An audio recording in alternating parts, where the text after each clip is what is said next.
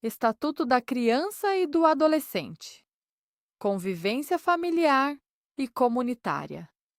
Capítulo 3º. Seção 1ª. Disposições gerais. Artigos 19 a 24. Capítulo 3º. Do direito à convivência familiar e comunitária. Seção 1ª. Disposições gerais. Artigo número 19. É direito da criança e do adolescente ser criado e educado no seio de sua família e, excepcionalmente, em família substituta, assegurada-se a convivência familiar e comunitária, em ambiente que garanta seu desenvolvimento integral. Parágrafo 1º.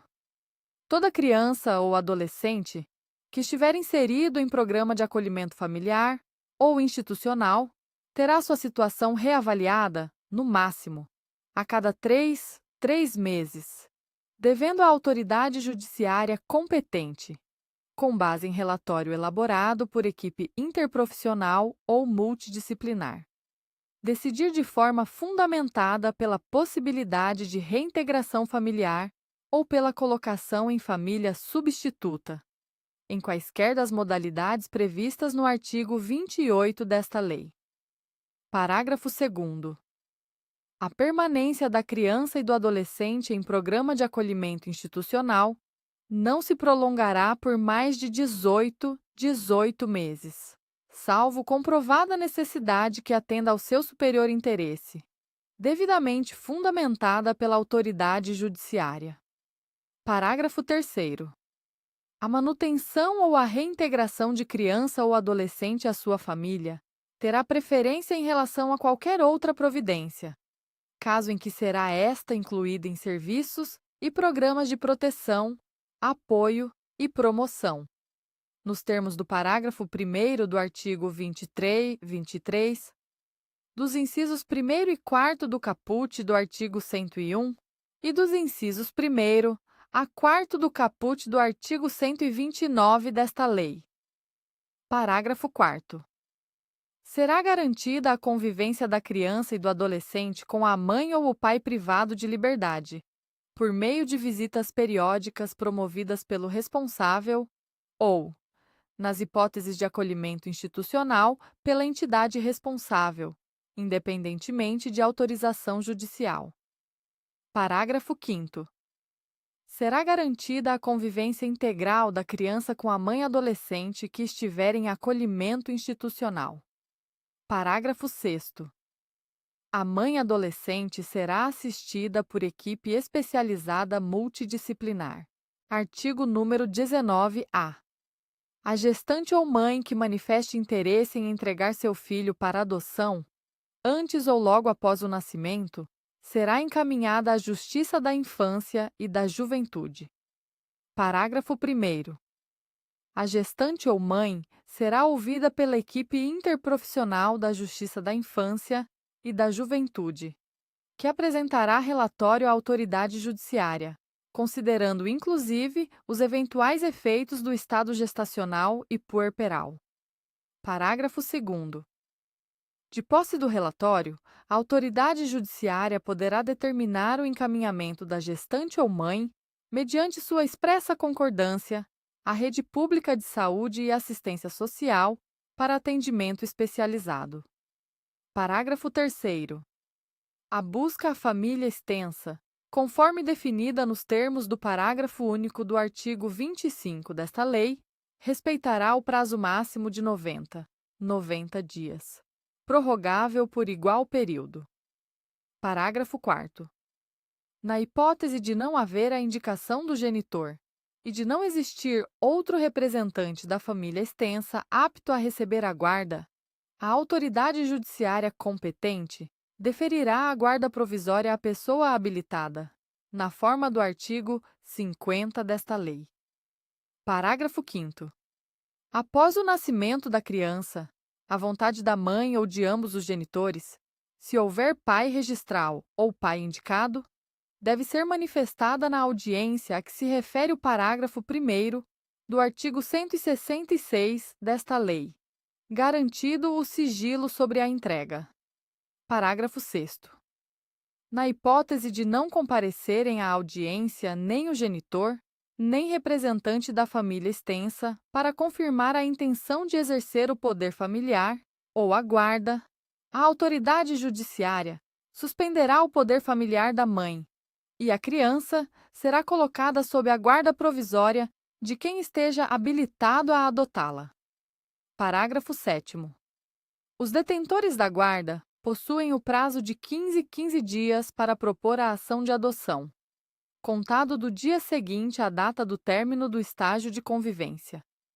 Parágrafo 8º. Na hipótese de desistência pelos genitores, manifestada em audiência ou perante a equipe interprofissional, da entrega da criança após o nascimento, a criança será mantida com os genitores e será determinado pela Justiça da Infância e da Juventude o acompanhamento familiar pelo prazo de 180 a 180 dias. Parágrafo 9º. A autoridade judiciária, de ofício ou a requerimento do Ministério Público, determinará o cadastramento para adoção de recém-nascidos e crianças acolhidas não procuradas por suas famílias no prazo de 30 dias, contado a partir do dia do acolhimento. Artigo número 19. B. A criança e o adolescente em programa de acolhimento institucional ou familiar poderão participar de programa de apadrinhamento. Parágrafo 1º. O apadrinhamento consiste em estabelecer e proporcionar à criança e ao adolescente vínculos externos à instituição para fins de convivência familiar e comunitária e colaboração com o seu desenvolvimento nos aspectos social, moral, físico, cognitivo, educacional e financeiro. Parágrafo 2º.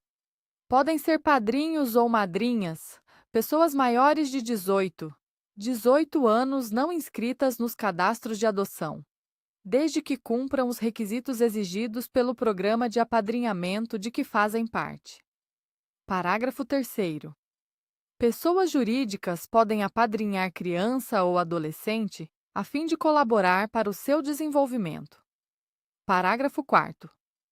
O perfil da criança ou do adolescente a ser apadrinhado será definido no âmbito de cada programa de apadrinhamento, com prioridade para crianças ou adolescentes, com remota possibilidade de reinserção familiar ou colocação em família adotiva. Parágrafo 5º. Em caso de violação das regras de apadrinhamento, os responsáveis pelo programa e pelos serviços de acolhimento deverão imediatamente notificar a autoridade judiciária competente. Artigo número 20. Os filhos, havidos ou não da relação do casamento, ou por adoção, terão os mesmos direitos e qualificações, proibidas quaisquer designações discriminatórias relativas à filiação. Artigo número 21. O poder familiar será exercido, em igualdade de condições, pelo pai e pela mãe, na forma do que dispuser a legislação civil, assegurado a qualquer deles o direito de, em caso de discordância, recorrer à autoridade judiciária competente para a solução da divergência. Artigo número 22. Aos pais incumbe o dever de sustento, guarda, convivência, assistência material e afetiva e educação dos filhos menores, cabendo-lhes ainda, no interesse destes, a obrigação de cumprir e fazer cumprir as determinações judiciais. Parágrafo único. A mãe e o pai, ou os responsáveis, têm direitos iguais e deveres e responsabilidades compartilhados no cuidado e na educação da criança, devendo ser resguardado o direito de transmissão familiar de suas crenças e culturas, assegurados os direitos da criança estabelecidos nesta lei. Artigo número 23. A falta ou a carência de recursos materiais não constitui motivo suficiente para a perda ou a suspensão do poder familiar. Parágrafo 1º.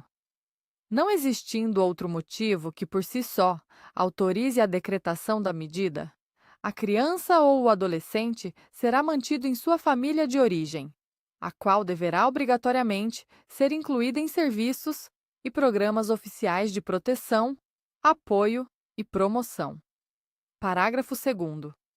A condenação criminal do pai ou da mãe não implicará a destituição do poder familiar, exceto na hipótese de condenação por crime doloso, sujeito à pena de reclusão contra outrem igualmente titular do mesmo poder familiar ou contra filho, filha ou outro descendente. Artigo número 24.